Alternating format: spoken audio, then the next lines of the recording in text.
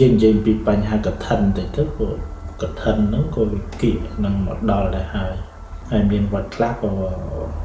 ត្រៀមនឹងដាក់ពេលវេលាសម្រាប់កឋិនសម្រាប់វត្តចឹងដែរបើនិយាយពីរឿងកឋិនគឺជាទានមួយដែលពិសេសពិសាលដែលព្រះពុទ្ធព្រះអង្គអនុញ្ញាតឲ្យពុទ្ធបរិស័ទ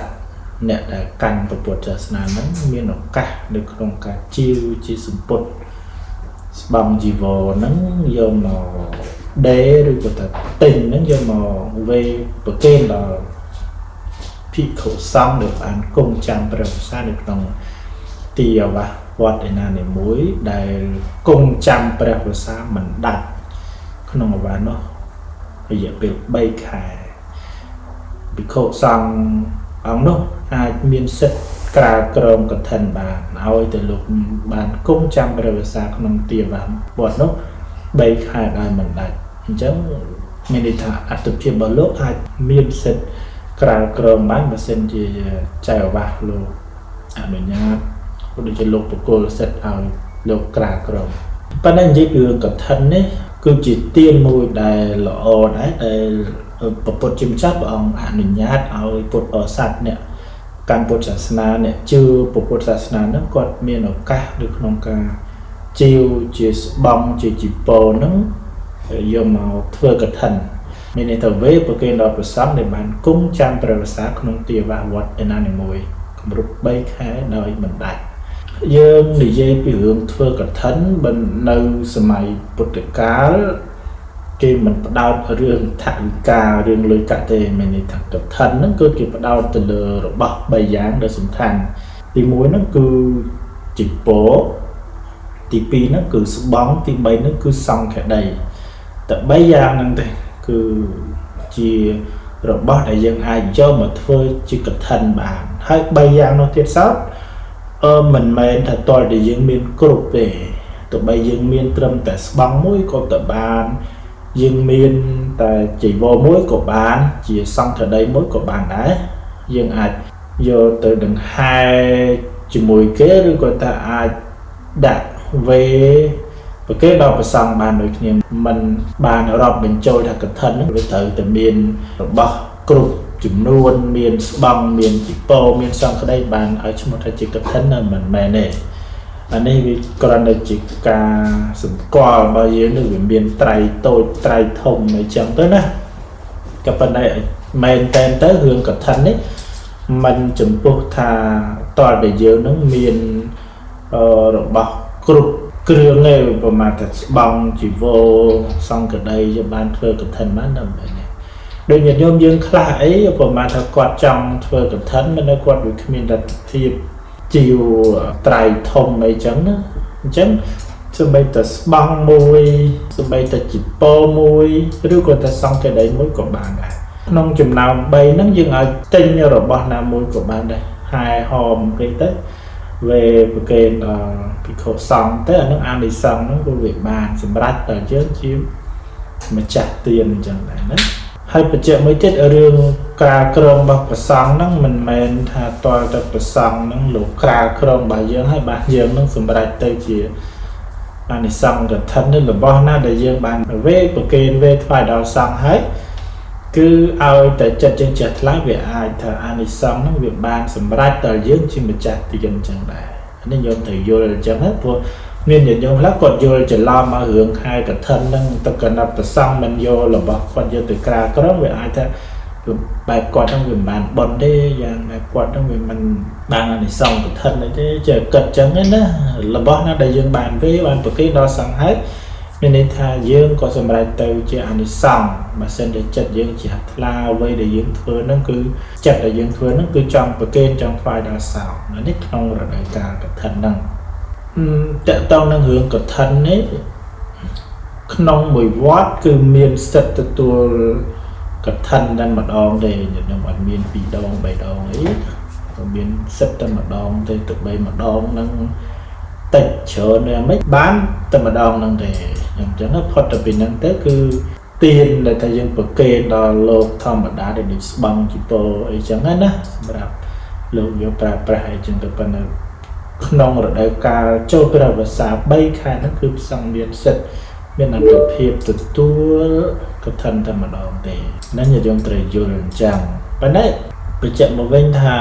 ញាតិញោមដែលគាត់ខ្វះខាតញាតិញោមដែលគាត់ក្រអីចឹងគាត់ចង់ធ្វើកឋិនហ្នឹងមិនចាំបាច់ថាតើតែយើងមានលុយគ្រប់គ្រាន់ទៅជាវត្រៃធំត្រៃលៀងមកបានយើងនឹងមានសិទ្ធិទៅធ្វើកឋិនគេបានតែមិនមែនទេបើសូម្បីតែយើងមានត្រឹមតែស្បង់មួយក៏បានមានត្រឹមតែជីវរមួយក៏បានមាន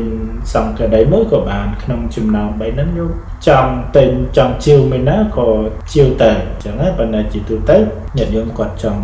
បានជាជីវរឲ្យប្រគេនលោកដើម្បីលោកក្រមលោកប្រើប្រាស់អីចឹងទៅព្រោះប្រសង់មិនសូវសម្បូរខោអាវរបស់ញោមទេបើជីពោអីនេះអាចថាលោកប្រើត្រឹម2អញ្ចឹងណាគ្រប់គ្រាន់ហើយផ្លាស់ប្ដូរអញ្ចឹងទៅមិនដូចញោមមានច្រើនផ្លេច្រើនមកច្រើនម៉ាយថតទេអញ្ចឹងបើសិនជាយើងគិតទៅតែប៉ុណ្ណឹងវាអាចថាឆាប់ចាស់ឆាប់ត្រោមដែរអញ្ចឹងបានរាល់ឆ្នាំយើងបានរបស់ថ្មីនឹងលោកក៏សប្បាយចិត្តដែរនៅក្នុងការជីវជាស្បង់ជីពរប្រគេនដល់លោកប៉ុន្តែពីដើមមកហ្នឹងគឺខ្វះខាតញោមរឿងស្បង់ជីពរនេះដូចសម័យពុទ្ធកាលអីសម័យព្រះអីហ្នឹងស្បង់ជីពរមិនសម្បូរគឺភិក្ខុសង្ឃលោកទៅបាំងសកលឆាកយកពីសាកសពពីកណាត់សអញ្ចឹងណាយកមកឲ្យដេភ្ជាប់គ្នាអញ្ចឹងទៅហើយជាលក់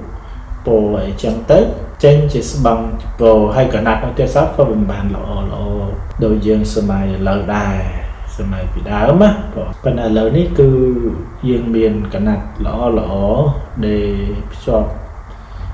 កាត់ជាពោស្បង់អីចឹងទៅប្រគេនដល់ព្រះសង្ឃអាហ្នឹងក៏លោកប្រើប្រាស់ទៅមិនសូវមានរោគសើស្បែកញោមដូចលមាស់អីចឹងវាអាចទៅកើតមកពីលក្ខជាពោហ្នឹងណាតែគាត់ថាមិនល្អអាហ្នឹងវាអាចទៅបណ្ដាលឲ្យស្បែកមួយយើងវាមានជំងឺអីកើតកោនកើតរមាស់អីចឹងដែរហ្នឹងទៅនឹងសាច់ជាពោណា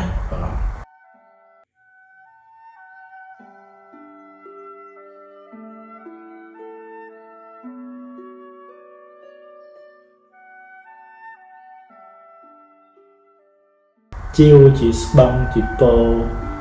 ទៅធ្វើកឋិនហ្នឹងញាតិញោមមើលតិចទៅកណាត់ណាល្អអីចឹងទៅអាហ្នឹងក៏លោកប្រើប្រាស់ទៅក៏បានល្អចឹងដែរអញ្ចឹងប៉ុន្តែអានេះមិនមែនប្រកបវិជាថាអីទេប៉ុន្តែអានេះយើងចេះមើលយល់ទេមែនទេកណាត់ណាល្អកណាត់ណាមិនល្អព្រោះយើងអ្នកចូលចិត្តខាងសម្លៀកបំពាក់យើងមើលមិនដឹងយើងមិនចឹងកណាត់ណាល្អកណាត់ណាមិនល្អហើយញាតិញោមខ្លះគាត់ឆ្លាតពេលដែលធ្វើកឋិនហ្នឹងគាត់មិនមែនជាវរបស់គេរៀបស្រាប់អីមិនន័យថាគាត់ជាវជាស្បង់ជាពោខ្លួនឯងគាត់ចូលមករៀបខ្លួនឯងមិនន័យថាគាត់ខ្លាចតែប៉ះរបស់មិនល្អអញ្ចឹងណាដូចបងនៅជីវរអីមិនល្អអាមិនល្អគេថាល្អអីចឹងតែហ្នឹងពេលខ្លះគាត់ខ្លាចប្រសងលោកយកទៅប្រើប្រាស់ទៅមិនសុបាយចិត្តអាហ្នឹងជាគាត់ចេះខ្លាចនិយាយខ្លះគាត់ខ្ជិលគាត់ទិញទៅពីចិនពីហាងមកស្រេចតែម្ដងគេរៀបចំមកខ្ចប់គឺការស្អាតទៅក្រៅពីក្នុងមិនស្អាតក៏មានហ្នឹងមែនទេដូចសាដកអីជួនកាលមើលទៅពីក្រៅល្អប៉ុន្តែហែកមកអត់មានអីក៏មានដែររឿងកឋិននេះដូចសម័យព្រះគេផ្ដោតទៅលើតែស្បង់ជាពោសម្រាប់ប្រសង់លោកប្រើប្រាស់ទេប៉ុន្តែយើងងាកមកសម័យយើងឥឡូវយើងផ្ដោតទៅលើថវិកាជាសំខាន់ទៅវិញចង់ធ្វើកឋិនប្រគេនប្រសង់វត្តនឹងដែរប៉ុន្តែទឹកមិនសូវមានលុយកាក់សម្រាប់សកត់ត្រៃអញ្ចឹងតិចតួចអញ្ចឹងទៅវាទៅជាធ្វើឲ្យគាត់មិនហ៊ានទេអានេះខ្លាចចេះចុះហើយផ្នត់គំនិត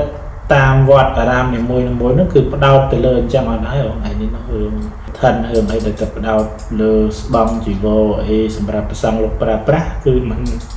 សូវបានគិតប្រមាណគិតទៅរឿងបច្ច័យគិតថាធ្វើកឋិនហ្នឹងសកត់ត្រៃប្រមាណតែប៉ុណ្្នឹងទេអានេះជាអ្វីដែលយើងព្រួយបារម្ភដែលថាអ្នកធ្វើកឋិនល្មមដូចមិនហ៊ានចង់ធ្វើខ្ញុំឃើញទេ យើងមានថវិកាអីសកត់ត្រៃបានក្រាស់អីចឹងទៅពេលខ្លះទៅជាខ្មាស់គេនៃវាចេះទៅវិញក៏មានដែរខ្ញុំចឹងណាបងនេះជាអ្វីដែលយើងត្រូវយល់ក៏ប៉ុន្តែបើគិតមែនតែននៅក្នុងពុទ្ធសាសនាបុណ្យកឋិនទានហ្នឹងបើសិនជាយើងគិតទៅគឺជាបុណ្យដែលប្រគេនសម្លៀកបំពាក់កៅអៅលោកនឹងត្មងឲ្យលោកបានប្រើប្រាស់ក្នុងរដូវកាលបន្ទាប់ពីរដូវកាលចូលទៅវស្សាមានភ្លៀងធ្លាក់មានអីចឹងទៅប្រសង់លោកគង់ដូចថាពេលខ្លះវារបស់ហ្នឹងក៏វាដាច់ដោតទៅតាមរដូវកាលចឹងប៉ុន្តែបើបានថ្មីបានអីចឹងទៅក៏វាល្អសម្រាប់លោកចឹងដែរតែតើក្នុងការធ្វើកឋិននេះព្រះពុទ្ធជាម្ចាស់ព្រះអង្គអនុញ្ញាតឲ្យពុទ្ធបរិស័ទលោកធ្វើកឋិនជាវជាស្បង់ជាពោឬក៏ថាដេអីយ៉ាងម៉េចបែបម៉េចដើម្បីយកមកវេប្រគេនព្រះសង្ឃក្នុងរដូវកាលកឋិនហ្នឹងដែលហេតុថាកាលពីដើមឡើយមានភិក្ខុ30អង្គលោកនឹករលឹកព្រះសម្មាសម្ពុទ្ធលោកចង់មកថ្វាយបង្គំព្រះអង្គណាក៏លោកនិមន្តមកថ្វាយបង្គំព្រះអង្គលោកនិមន្តមកច្រើនថ្ងៃដែរយកសម័យពីដើមមិនមានឡានមានអីជិះដូចយើងសម័យឥឡូវលឿនតាន់ពេលតាន់វេលាអីលោកនិមន្តមកដោយថ្មើរជើងដល់ពេលដែលនិមន្តមកមិនតាន់ដល់កន្លែងដែលព្រះអង្គគង់ផងស្រាប់តែដល់ពេលរដូវកាលចូលព្រះវស្សាហ្នឹង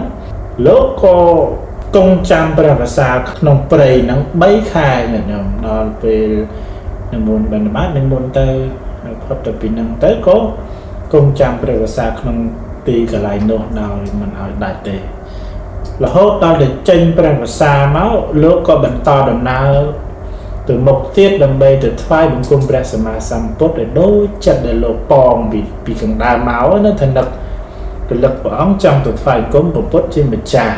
ឬក៏ថាមានជាធัวជាអីសាក់សួរព្រះអង្គអីចឹងទៅដែលថាមានជាចម្ងល់ជាមន្ទិលក្នុងចិត្តដែលថាមិនច្បាស់លាស់អីហ្នឹងលោកទៅសួរព្រះអង្គចឹងណាព្រោះសម័យព្រះភិក្ខុសង្ឃនៅពេលដែលបានជួបព្រះអង្គចឹងទៅលោកសាក់សួរជាធัวជាអាយចឹងទៅ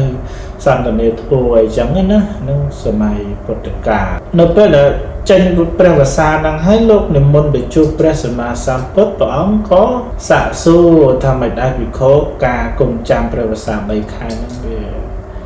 ជួបផលលំបាកដូចម្ដេចខ្លះដែរហើយលោកក៏បានរាយរាប់ថាព្រះអង្គឲ្យពិបាកដែរដោយក្នុងរដូវកាលចូលព្រះវស្សានោះដូចដឹងស្រាប់ហើយគឺជារដូវកាលភ្លៀងធ្លាក់ភ្លៀងផងអីផងអីផុកនោះក៏ប្រពេចប្របាច់ច្រើនណាស់ហើយជប៉ុនហ្នឹងដោយព្រះអង្គឃើញថាចង្កាស់ទៀកមែកឈើទៀកបលាអញ្ចឹងទៅវាលហែកមិនល្អព្រះអង្គឃើញព្រះអង្គការចិត្តអាណិតក៏ព្រះអង្គអនុញ្ញាតឲ្យពុទ្ធបរិស័ទអ្នកដែលកាន់ពុទ្ធសាសនាអ្នកដែលជឿក្នុងពុទ្ធសាសនាហ្នឹងមានសិទ្ធិជាវឬក៏ដេជាស្បង់ជាជីវរហ្នឹងអ្វីប្រគេនដល់ភិក្ខុសង្ឃក្នុងរដូវកាលបន្ទាប់ពីចេញព្រះវស្សាមកហ្នឹង